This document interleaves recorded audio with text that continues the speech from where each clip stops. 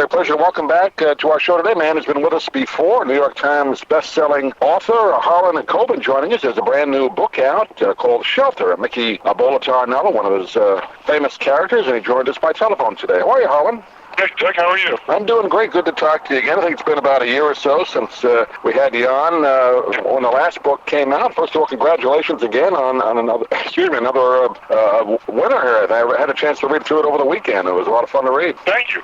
Yeah, this is my first book actually that's more targeted at young adults, but as one reviewer said, finally something you and your teen can agree on. That's right.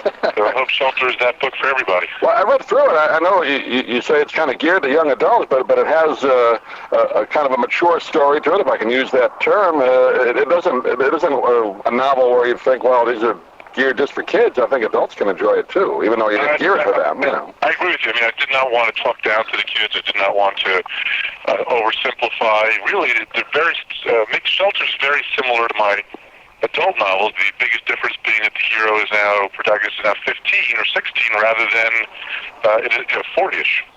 Yeah, that character Mickey Bolitar as the adult, right? He's a former basketball player, right? That kind of becomes... Myron, his uncle Myron. He's Mickey, the nephew, so he's still in high school. Right. I mean, in the other books that you've written, in this book, he's a teenager, and he gets involved with an interesting plot. What's the difference in writing for this type of level as opposed to what you have in the past? Is there a different format you use or style? You have to keep the language a little cleaner. I took very reading about this young adult novel, actually, where I could get away with things maybe I couldn't. There's a big kind of mythology, like on the TV show Lost or something like that, where nothing really quite adds up, and you keep questioning what's going on.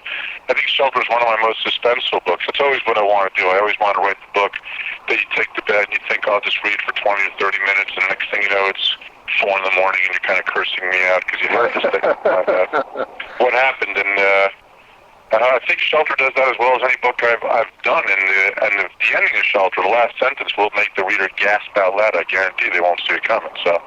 Yeah, I felt that way too. I usually can, sort of, when you watch those mysteries on TV, sort of figure them out. But you did a good job of keeping me guessing there. Then do you have to kind of go back in your mind as a teenager yourself to kind of get the lingo down or anything like that? Well, first of all, I have 4 kids of my own, so that helps. They're ages 17 down to 10. And there you go. I really learned so much by just sitting by being the guy who drives the carpool and not talking, just listening to the kids. And the other thing is, I have a theory, maybe you'll agree, maybe your listeners will agree or not, that all of us adults are really, we're always 17 waiting for our life to begin. And we always kind of feel that way. And so that it wasn't really that hard to go back and to remember what it was like. Yeah, I think you make a good point there. We're all kind of still looking.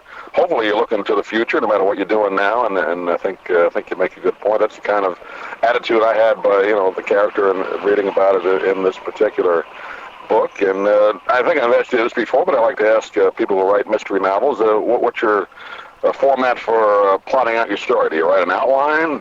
How do you go about it? I don't. I know the beginning and the end. I compare it to driving from my home state of New Jersey to L.A. I may take Route 80.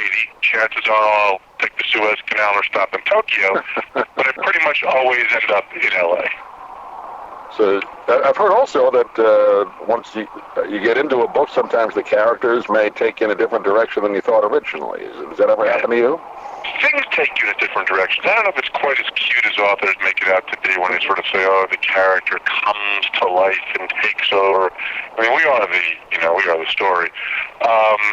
So I don't know if that's it, but definitely there's times the character won't do what you kind of expect them to do because it wouldn't be in character, and that changes the story and usually makes it stronger.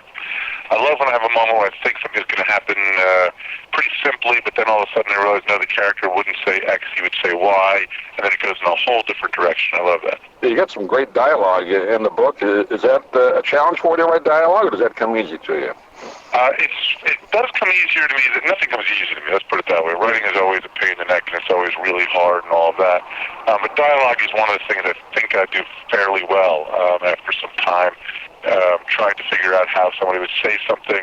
And I love writing dialogue. It's interesting to read. I mean, when I'm reading a book, I love dialogue. You do so much. You can give information. You can reveal character traits. You can be amusing.